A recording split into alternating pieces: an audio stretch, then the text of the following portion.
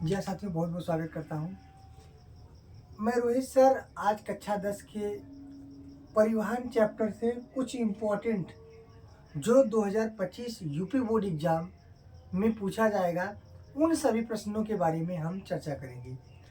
तो आप लोग, हमें उम्मीद है कि आप लोग पढ़ चुके होंगे। बस आप लोग रिवीजन के तौर पर ये वीडियो देखिएगा और पूरा देखिएगा और 100% आपको समझ में आ जाएगा। एक बात और है, बोर्ड में यहाँ से प्रश्न आना तय है, माने यहाँ से आपके परीक्षा में प्रश्न आएगा। तो हम कोशिश करते हैं कि आपको सरल भाषा में और छोटे में ज़्यादा नॉलेज कम समय में आपको दे दूँ। चलिए बिना समय गंवाए हुए हम शुरू कर रहे हैं परिवहन और परिसंचरण और रक्त के बारे में। 3 टॉपिक को क्लियर करेंगे कम समय में। तो आप लोग जल्दी जल्दी शेयर कर दीजिएगा और नए हो तो सब्सक्राइब कर दीजिएगा और कमेंट बॉक्स में बताइएगा कि समझ में आया है कि नहीं। एक बात और, आप लोगों को लगता है कि बायोलॉजी में जो चीज़ें आपको नहीं समझ में आता है या जो आपको पढ़ाया गया हो और वो उसमें आपको कन्फ्यूजन लगता है, तो ऐसे टॉपिक को आप लोग कमेंट बॉक्स में बताइएगा या तो हमारा व्हाट्सअप नंबर है, इस पर आप लोग कमेंट कर दीजिएगा। तो हम आपको इस पर सरल भाषा में उसको समझाने का प्रयास करेंगे और आप तक उसको पहुंचा देंगे। तो इस पर आप लोग व्हाट्सअप मैसेज करिएगा, हम आपको उसका कंटेंट आपको दे देंगे। चलिए शुरू करते हैं। परिवहन, क्या शुरू करते हैं? परिवहन। तो परिवहन, ये जो परिवहन शब्द है यह किसी चीज को ढोने से है, माने किसी चीज को स्थानांतरण करने से होता है। स्थानांतरण का मतलब क्या है कि जैसे मानव भोजन करता है तो उसको पोषक तत्व प्राप्त होता है, पोषक तत्व प्राप्त होता है, जैसे विटामिन हो गया, जैसे कार्बोहाइड्रेट हो गया और वसा हो गया और खनिज लवण हो गया। ठीक, ये सभी चीजें उसको भोजन करने से प्राप्त होता है। इसके बाद जब मानव श्वसन की क्रिया करता है तो उसको क्या प्राप्त होता है? Oxygen gas. क्या प्राप्त होता है? ऑक्सीजन गैस यानी O2 प्राप्त होता है। अब ये विटामिन, कार्बोहाइड्रेट, वसा, खनिज लवण और आयन भी होता है। आयन मतलब ये सारी चीजें और O2 जब भोजन करने के बाद, श्वसन करने के बाद प्राप्त होता है। आपको पता है ये सारी चीजें आपको छोटी आंत से अवशोषण होता है और ये आपको फेफड़े से प्राप्त होता है। हम लोग पिछला वीडियो पढ़ चुके हैं, भोजन श्वसन 2 पार्ट क्लियर कर चुके हैं, यानी पोषण और श्वसन। तो वहाँ पे आप देखिएगा, आपको अच्छी तरह समझ में आएगा।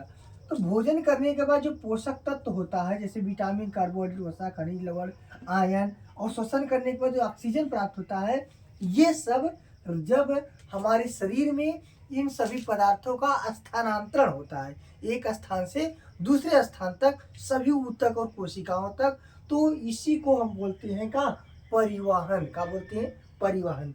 परिवहन से यह तात्पर्य होता है कि भोज्य पदार्थों का शरीर में एक स्थान से दूसरे स्थान पहुंचने की क्रिया परिवहन कहलाती है। समझ में आए? हम लोग क्या बताएं? भोज्य पदार्थों का शरीर में एक स्थान से दूसरे स्थान तक स्थानांतरण को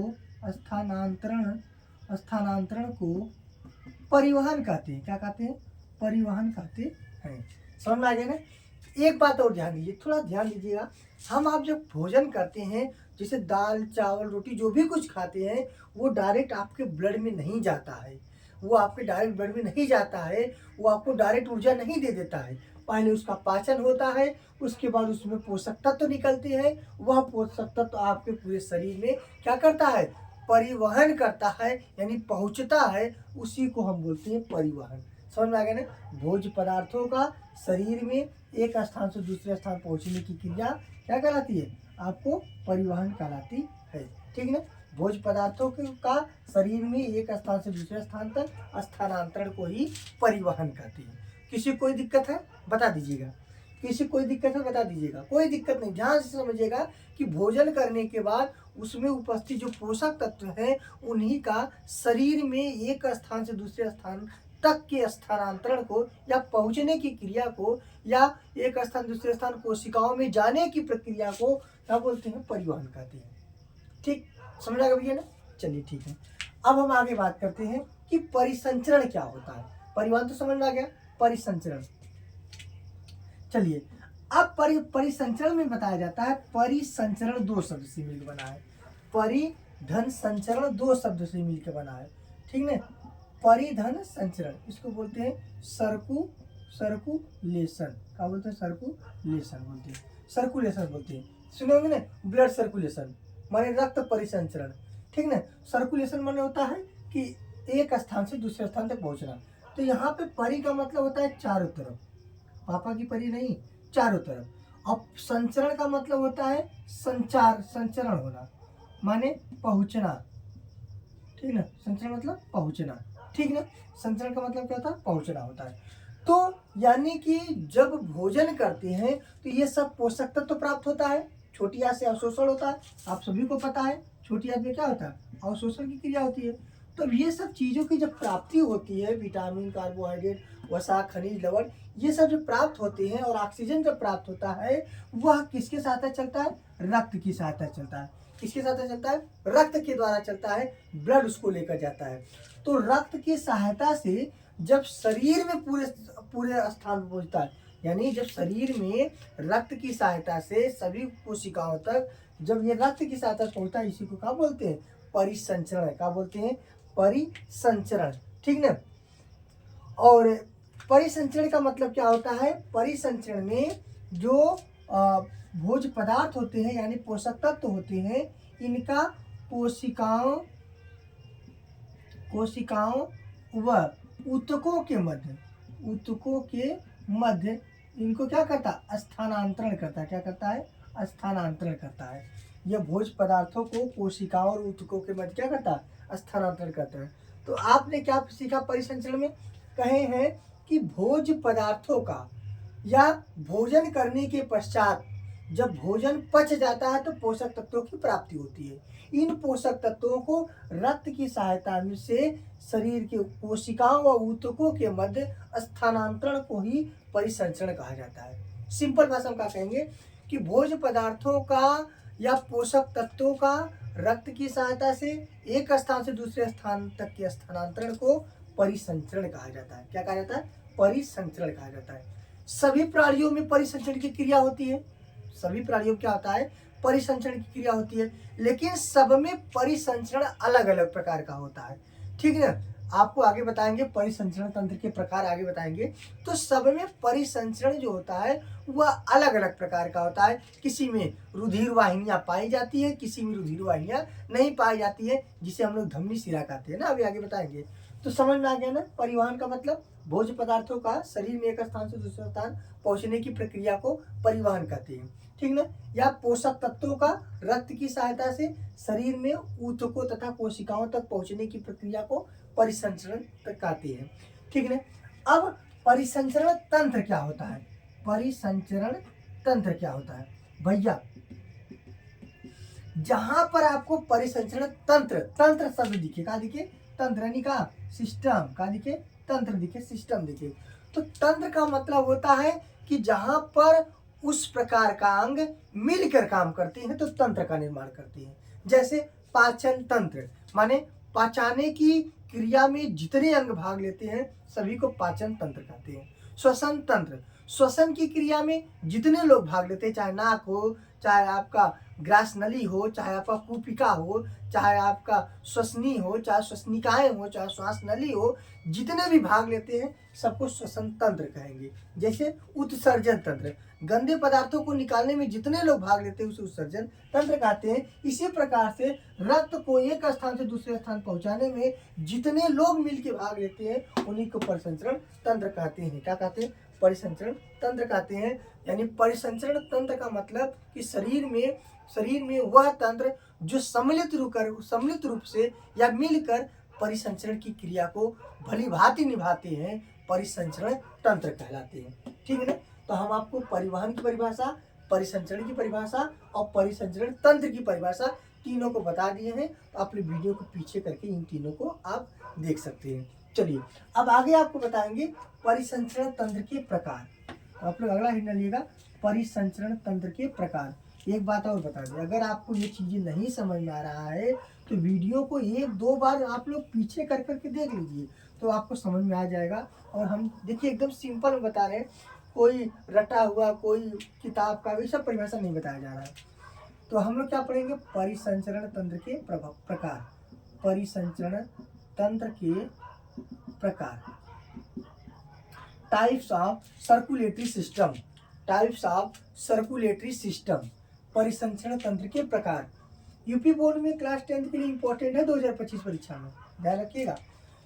अब देखिए परिसंचरण जो तंत्र होता है ये 2 प्रकार का होता है। परिसंचरण तंत्र कितने प्रकार के होते हैं, 2 प्रकार का होता है। पहला होता है बंद परिसंचरण तंत्र, बंद परिसंचरण तंत्र। दूसरा होता है खुला परिसंचरण तंत्र। क्या होता है, खुला परिसंचरण तंत्र। पहला बंद परिसंचरण, दूसरा खुला परिसंचरण तंत्र। माने क्लोज सर्कुलेटरी सिस्टम और open circulatory system. Close circulatory system और ओपन सर्कुलेटरी सिस्टम। सी मतलब सर्कुलेटरी और यस मतलब सिस्टम, ठीक ना। क्लोज सर्कुलेटरी सिस्टम और ओपन सर्कुलेटरी सिस्टम माने बंद परिसंचरण तंत्र और खुला परिसंचरण तंत्र, ठीक है। बताइए किसी कोई दिक्कत है, बताइए इसमें किसी को कोई दिक्कत है नहीं। चलिए अब दोनों को बहुत ही सिंपल भाषा में आपको समझाएंगे। जैसे आपको समझा दे, ये देखिए बंद प्रकार का है और ये खुला प्रकार का है, कैसे समझेंगे आप। देखिए जो बंद लिखा गया है इसका मतलब क्या होता है, बंद लिखा है इसका मतलब क्या आता है। बंद को अपने भाषा में समझिएगा ट्रिक से पैक, माने कहीं पर पैक हो, अंदर हो, इसी को बंद बोलते हैं। जैसे इसमें जो रुधिर का स्थानांतरण होता है, माने जो रुधिर होता है वह जो पोषक तत्वों को लेकर जाता है, पोषक तत्वों को जो लेकर जाता है वो रुधिर वाहिनियों में लेकर जाता है। कहाँ लेकर जाता है, रुधिर वाहिनियों में लेकर जाता है, ठीक ना। इसमें पोषक तत्वों को कहाँ लेकर जाता है, रुधिर वाहिनियों में से लेकर जाता है, ठीक ना। और देखिए जब इसमें पोषक तत्व यानी जो रुधिर होता है, रुधिर क्या किसको लेकर जाता है, पोषक तत्वों को। जो रुधिर होता है यह पोषक तत्व जब ये रुधिर वाहिनियों में लेकर जाएगा यानी नलिकाओं में लेकर जाएगा यानी वाहिकाओं में लेकर जाएगा, तो यह रुधिर ऊतक और अंग के सीधे संपर्क में नहीं रहेगा। मतलब देखिए जैसे आप ऐसे समझिए, जैसे ये कोई खेत है, ये कोई खेत है, खेत का मतलब शरीर, ये कोई खेत है और खेत का मतलब क्या, शरीर है। अब खेत में पानी कहाँ जाता है, इंजन कोई चलता भाई, यानी शरीर में ब्लड कहाँ जाता भाई, हृदय पर उसको पंप करता है। तो जब ये इंजन पर उसको पानी को देगा खेत में, तो या तो आप किसी पाइप के द्वारा लेकर जाएंगे खेत में, बताइए किसी पाइप के द्वारा लेकर जाएंगे। जब पाइप के द्वारा लेकर जाएंगे यह पानी आपके अगल बगल खेती में तो नहीं जाएगा ना, अगल बगल जो कियारी रहेगा उसमें तो नहीं जाएगा। तो इसका मतलब क्या है, यह पानी अंदर से जा रहा है, बंद होकर करके जा रहा है। उसी प्रकार से जब हृदय इसको पंप करेगा तो रुधिर इस वाहिनियों में से जाएगा, तो रुधिर जो होगा तो अगल बगल के ऊतक अंग में तो नहीं लगेगा ना। यानी कि यही बताए हैं कि जब यह पोषक तत्वों को रुधिर वाहिनियों में लेकर जाएगा तो यह इस ऊतक अंग के सीधे संपर्क में नहीं रहेगा, क्योंकि रुधिर वाहिनियों में जा रहा है, नली में जा रहा है। समझ में आ गया नहीं। इसके विपरीत इसमें रुधिर का परिवहन क्या होता है, रुधिर वाहिनियों में नहीं होता है, डायरेक्ट होता है, यानी यह सीधे ऊतकों और अंगों के संपर्क में होते हैं, ऊतकों और अंगों के संपर्क में होती है। बात समझ में आ गया ना। माने जिसका खुला परिसंचरण तंत्र होगा, जैसे कीट आएंगे, कीट कीट कीट मतलब इंसेक्टा, चाहे वो मक्खी हो, चाहे वो मधुमक्खी हो, चाहे वो टिड्डा हो, माने चाहे वो तिलचट्टा हो, कोई भी कीट हो, उस मच्छर हो और उसके बाद कुछ भी हो, तो उसमें जब रुधिर का परिसंचरण होगा तो उसमें रुधिर वाहिनियां नहीं पाई जाएंगी। जब रुधिर वाहिनियां नहीं पाई जाएंगी तो रुधिर सीधा ऊतकों और अंगों के संपर्क में रहेगा, यानी इसमें रुधिर वाहिनियां नहीं पाई जाती है। तो जो बंद परिसंचरण होगा इसमें रुधिर वाहिनियां पाई जाती है। जैसे हम लोगों में जो हृदय पंप करता है तो नस में यानी रुधिर वाहिनियों में ब्लड क्या करता है, सर्कुलेट करता है। तो ये जो रुधिर वाहिनियों से ब्लड निकल करके हमारे ऊतकों में अंगों में थोड़ी ना जाएगा, बताइए जाएगा? जैसे अपना हाथ काट दीजिए, नस न कटने पाए, ब्लड बहुत कम निकलेगा। वहीं आप नस को काट दीजिए, ब्लड बहुत तेज निकलेगा, क्योंकि ब्लड यानी रक्त रुधिर वाहिनियों में परिसंचरण होता है। समझ में आ गया ना? तो इसका बंद परसेंट का उदाहरण कौन होगा? जैसे मानव हो गए, ठीक ना। इसको समझ लीजिए सभी कीट आ जाएंगे, और इसको समझ लीजिए जो लोग बचते हैं वो सभी कीट को छोड़ करके बाकी सभी बंद परिसंचरण के उदाहरण है, और कीट केवल किसका है? खुला परिसंचरण तंत्र का उदाहरण है। तो हम लोग इसमें पढ़िए क्या? परिसंचरण तंत्र के प्रकार दो प्रकार का होता है, बंद परिसंचरण तंत्र और खुला परिसंचरण तंत्र, जिसमें रुधिर वाहिनियां पाई जाती है। बंद परिसंचरण तंत्र जिसमें रुधिर वाहिनियों में बहता है, बंद परिसंचरण तंत्र जिसमें रुधिर ऊतकों और अंगों के सीधे संपर्क में नहीं होता है, बंद परिसंचरण तंत्र। और जिसमें रुधिर वाहिनियां नहीं पाई जाती है, खुला परिसंचरण तंत्र। जिसमें रुधिर सीधे ऊतकों अंगों के मध्य होता है, वो खुला परिसंचरण तंत्र, जैसे कीट। ठीक ना?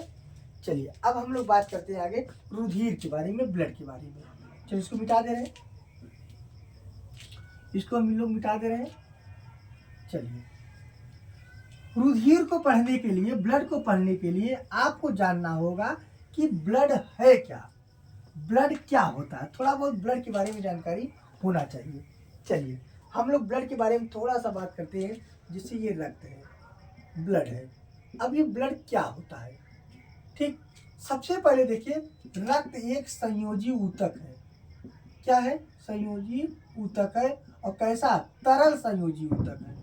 ठीक है, रक्त एक तरल संयोजी ऊतक है, लेकिन वो लिक्विड फॉर्म में होगा, और इससे क्या होगा? एक दूसरे से जुड़े होंगे, इसलिए कनेक्टिव टिश्यू होता है। ठीक ना? दूसरा देखिए, यह एक तरल संयोजी ऊतक है। अच्छा, इसका निर्माण कहाँ होता है? भ्रूण के मध्य जनन स्तर, भ्रूण के मध्य जनन स्तर। माने जब बच्चा पेट में होता है तो वो मध्य जनन स्तर से बनता है, और जब ये बच्चा वयस्क हो जाता है, माने जब व्यक्ति वयस्क हो जाते हैं, तो क्या बनता है? अस्थि मज्जा में बनता है, यानी बोन मैरो बनता है। ठीक ना? इसके बाद क्या होता है? अगला पॉइंट देखिए, ब्लड का जो पीएच मान होता है वो 7.4 होता है। ध्यान देखिएगा। फिर अगला पॉइंट जो होता है, जो ब्लड होता है, ये इसके कितने भाग होते हैं? तो ब्लड के मुख्यतः 3 भाग होते हैं। पहला आरबीसी, दूसरा डब्ल्यूबीसी, और तीसरा प्लेटलेट्स होता है, प्लेटलेट्स होता है। ठीक है, मुख्य से 3 भाग होते हैं इसके। आरबीसी को एरिथ्रोसाइट्स के नाम से जाना जाता है। आरबीसी को क्या कहते हैं? एरिथ्रोसाइट। ठीक है। डब्ल्यूबीसी को ल्यूकोसाइट, ल्यूकोसाइट। ठीक है। और प्लेटलेट्स को थ्रोम्बोसाइट्स, थ्रोम्बोसाइट। ठीक है, 3 के नाम से जाना जाता है, erythrocyte, leukocyte, thrombocyte. Erythrocyte, leukocyte, thrombocyte, erythrocyte, leukocyte, thrombocyte. ठीक है। आरबीसी को एरिथ्रोसाइट, डब्ल्यूबीसी को ल्यूकोसाइट, प्लेटलेट्स को थ्रोम्बोसाइट्स के नाम से जाना जाता है। ठीक है। अच्छा, अब अगर इसकी बात करें, ठीक, यह मनुष्य में कितना पाया जाता है? कितना पाया जाता है? माने यह मनुष्य में 5 से 6 लीटर पाया जाता है। मनुष्य में कितना पाया जाता है? मनुष्य में कितना पाया जाता है? यह 5 से 6 लीटर पाया जाता है। वहीं बात करेंगे, यह पुरुषों में कितना पाया जाता है? तो 5 लीटर पाया जाता है।